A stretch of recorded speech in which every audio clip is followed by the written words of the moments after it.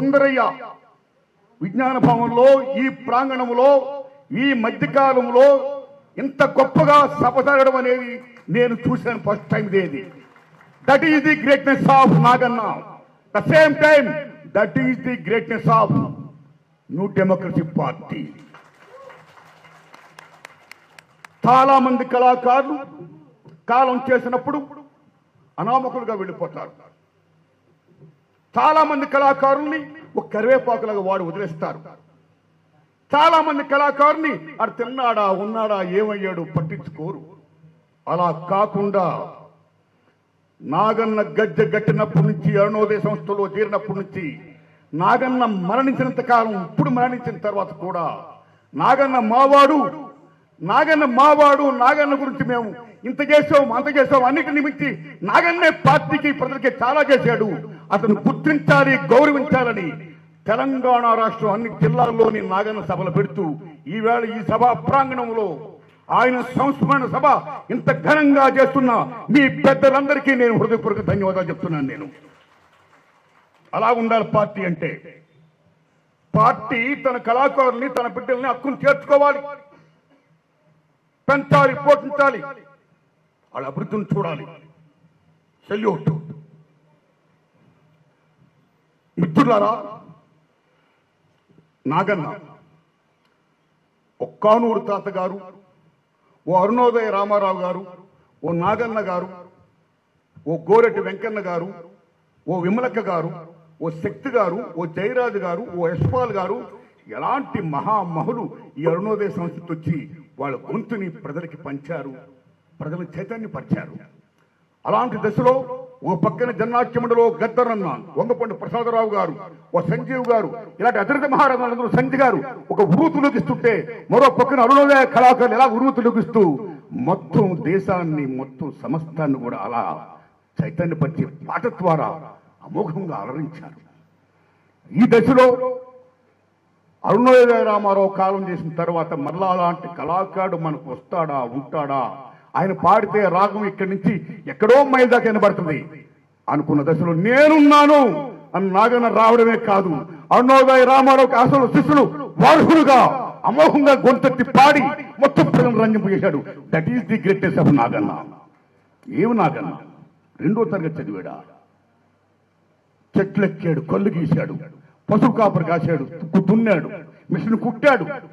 అలాగున్నవాడు ఆ రాజారాంలో శ్రీహరి గారిని ఏనాడైతే ఆనాటి వెంకటరావు గారి ప్రభుత్వం కాల్చి చంపిందో అప్పుడు దాన్ని సహించలేక భరించలేక ప్రజల కోసం పనిచేసే వాళ్ళని మీరు చంపుతారా, మీరు లేదు నేను కూడా ప్రజల కోసమే పనిచేస్తానని ప్రజల కోసం గద్దె కట్టి ఆట ఆడి పాట పాడి భీభత్సంగా తన రోజు ప్లే చేశాడు. చేయడం కాదు, 80s లో పోలీసులు నిర్బంధించిన, కొట్టిన, మొత్తం హింసించిన నువ్వు ప్రభుత్వ పాటలు పాడు కానీ ప్రజల పాటలు పాడు కంటే మీరు నన్ను చంపినా సరే నేను ప్రజల కోసమే పాడుతాను, దట్ ఈస్ మై కమిట్మెంట్ అని పోలీసుతోనే ఎదురు పోరాడుతుంటే మహా గొప్ప కళాకారుడు నాగన్న. ఏం నాగన్న? ఆ నాగన్న పాడిన పాటలు ఎటువంటి పాటలు! అన్న అమరుడు రామనరసయ్య పాడుతుంటే అసలు ఎలా ఉండేది? కళ్ళంలో నా గింజలు మత్తునియే రైతన్న, కానీ పళ్ళెములో గింజలు లేవు రైతన్న అని పాడుతుంటే ఎలా ఉండేది? వీరగాథలు చూడరా అంటే ఎలా ఉండేది? ఎటువంటి పాటలు పాడాడు! అలాంటి మహానుభావుడు. నిజం చెప్పాలంటే నాగన్న గురించి చెప్పాలంటే చాలా మంది కానీ గాయకుడు కానీ తెలుసు, కానీ ఆయన గొప్ప రచయిత కూడా. 100 పాటలు పైగా రాశాడు, 200 క్యాసెట్లు రిలీజ్ అయ్యాయి. ఎర్రపోల వనువులోన పువ్వు రాలిందా నగాదారిలో అనే పాటను మామూలుగా రాయలా.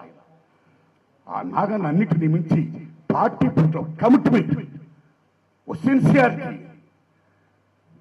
ఓ త్యాగం, మొత్తం పార్టీయే మెయిన్. ఎక్కడైనా ఎప్పుడైనా పార్టీని ప్రశ్నిస్తావా నాగనంటే పార్టీలో చాలా మంది పెద్దలు కూడుకొని మొత్తం వాళ్ళకు నిర్ణయానికి వచ్చారు. ఆ నిర్ణయాన్ని మనం గౌరవించాలి. వ్యక్తి కంటే పార్టీ చాలా పద్ధతి ముఖ్యం అని చెప్పిన వాడు నాగన్న.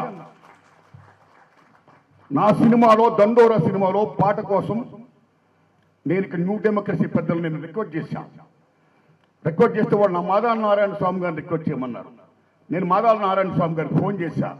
ఆ మహానుభావుడు వెంటనే నారాయణమూర్తి గారు, మీరంటే మాకు చాలా గౌరవం. ప్రజల పట్ల మీ కమిట్మెంట్కి మీరు తీస్తున్న చిత్రాలంటే మాకు చాలా అభిమానం.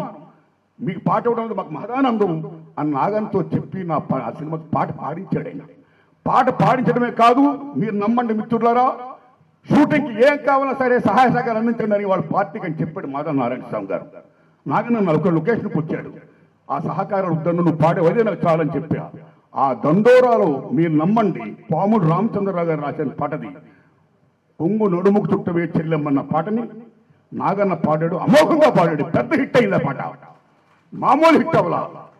అన్నిటినీ పాటలు పాడాలి, పల్లెల్లో అక్షర దీపం వెలగాలి. ఆ పాటను నాకు గుర్తు చేసింది నాగన్న. రికార్డు చేయకుండా ఆ పాటను యాక్ట్ చేసిన వందే మాసం బ్రహ్మాండంగా పాడాడు తను మిసెస్. సో నాగన్న చేసిన సహకారం నిజంగా నవ్వుతున్న భవిష్యత్తు. అతని సహకారం నేను ఇప్పటికీ మర్చిపోలేను. ఆయన నేను డబ్బులు ఇస్తే మీరు నమ్మండి, ఆయన పాట కోసం ఆయన రిమ్యునరేషన్ ఇస్తే ఒక్క పైసా ఆయన తీసుకోకుండా పార్టీకి పంపిన గొప్ప కళాకారుడు, పార్టీ మంచి నాగన్న. That is Naganna. నాగన్న ఏమి ఉద్యమాలు, ఏమి పాటలు. ఓ పక్కన సింగరేణి గనుల నుంచి ఎక్కడో ఉన్న నెల్లిమర్ల జూటి మిల్లు వరకు, ఓ పక్కన ఇల్లెందు నుండి, ఉభయ గోదావరి నుండి, మొత్తం 2 జిల్లాలే కాదు, మొత్తం ఆంధ్రప్రదేశే కాదు, ఉమ్మడి ఆంధ్రప్రదేశే కాదు, భారతదేశంలో చాలా రాష్ట్రాల్లో నిజంగా ఆయన గొంతెత్తి పాడి ప్రజల్ని చైతన్యపరిచాడంటే ఆయన ఎంత గొప్ప రోల్ ప్లే చేశాడు ప్రజల కోసం, పార్టీ కోసం. ఇందాక తమిళనాడు కళాకారులు వచ్చి నాగన్న మీద తమిళంలో పాట రాస్తూ అరుణోదయ నాగన్న నీకు వందనం అన్నాడంటే ఆయన ఖ్యాతి ఎంతవరకు వెళ్ళిందో చూడండి. That is the greatness of Naganna. Thanks a lot to Tamil కళాకారులకి, థ్యాంక్స్ అ లాట్. నిజంగా చెప్తున్నాను. ఏమి నాగన్న. ఇప్పుడు మిత్రులారా, నాగన్న ఏం రోల్ ప్లే చేయాలో బ్రహ్మాండంగా ప్లే చేశాడు, అధిరామంగా పనిచేశాడు. దానికి పార్టీ గుర్తించింది, గౌరవించింది. ప్రజలు ఈవేళ ఆయన జోహార్లు చెప్తున్నారు, సెల్యూట్ చేస్తున్నారు. ఆయన జన్మ ధన్యం. అయితే నాదొక విజ్ఞప్తి, ఈరోజు భారతదేశం చాలా క్లిష్ట పరిస్థితుల్లో ఉంది. బాబాసాహెబ్ అంబేద్కర్ మహానుభావుడు రాజ్యాంగంలో ఏం రాశాడో, ఏ హక్కులైతే ఇచ్చాడో సమస్త హక్కులు కూడా ఇవాళ కాల రాయబడుతున్నాయి. We are losing our constitutional rights. ఏ ప్రపంచ కార్మికులు హక్కుల కోసం ఫైట్ చేసి అనేకమైన మొత్తం త్యాగం చేసి ప్రాణాలనే త్యాగం చేసి సాధించారో, ఈవేళ భారతదేశంలో కార్మిక హక్కుల్ని రాజ్యాంగం 4 లేబర్ కోర్టుగా పెట్టి కార్మిక హక్కులు మొత్తం కావలేస్తుంది. రైతుల్ని బీభత్సంగా అనిపిస్తుంది. ఎటువంటి రైతాంగ పోవడం జరిగింది ఢిల్లీలో. తల వంచినట్టే వంచి భారతదేశానికి రైతులు నేను క్షమాపణ చెప్తానని చెప్పిన నరేంద్ర మోడీ గారు తర్వాత మరలా మాట మార్చాడు. రైతులకు అన్యాయం జరుగుతుంది, విద్యార్థులకు అన్యాయం జరుగుతుంది. ఇవాళ జంతర్ మంతర్ దగ్గర విద్యార్థులు ఎటువంటి పోరాటం చేస్తున్నారు, ఎటువంటి ఫైట్ చేస్తున్నారు. పేపర్ లీకులు మొత్తం బీభత్సాలు. మరో పక్కన సామాన్యుడికి అన్యాయం జరుగుతుంది. సో అన్ని రకాలు కూడా రాజ్యాంగ హక్కులు మనం కోల్పోతున్నాం ఇవాళ. అన్నిటినీ ముంచి ఈ మూల సంపద, మూల వనరులు, మూల బాసులకే చెందాలి. షెడ్యూల్ 5, 6 మొత్తం ఏ కాన్స్టిట్యూషన్ రైట్స్ ఉన్నాయో ఆదివాసులకి 170 యాక్ట్, చోటా నాగపూర్ టెనెంట్ యాక్ట్, ఇలాంటి యాక్ట్లన్నీ ఏమైపోతున్నాయి? ఇలా అభివృద్ధి పేరు చెప్పి దేశం ఏమైపోతుంది? ఆదివాసులు ఏమైపోతున్నారు? విద్యార్థులు ఏమైపోతున్నారు? నిరుద్యోగులు ఏమైపోతున్నారు? కార్మికులు ఏమైపోతున్నారు? రైతాంగం ఏమైపోతుంది? మొత్తం కార్పొరేట్ సెటప్ అయిపోయి కార్పొరేట్ చేతుల్లోకి కట్టబెడుతుంది గవర్నమెంట్. దానికి వ్యతిరేకంగా ఫైట్ చేయాలి కళాకారుడు. దానికి వ్యతిరేకంగా ఫైట్ చేస్తున్న ఏ పార్టీలు ఉన్నాయో ఆ పార్టీలన్నింటినీ నేను ఒకటే విజ్ఞప్తి చేస్తున్నా. నిజం చెప్పాలంటే భారతదేశం ఎక్కడ ఏ సమస్య ఉత్పన్నమైనా సరే ఫైట్ చేసింది ఎర్ర జెండా బిడ్డలు.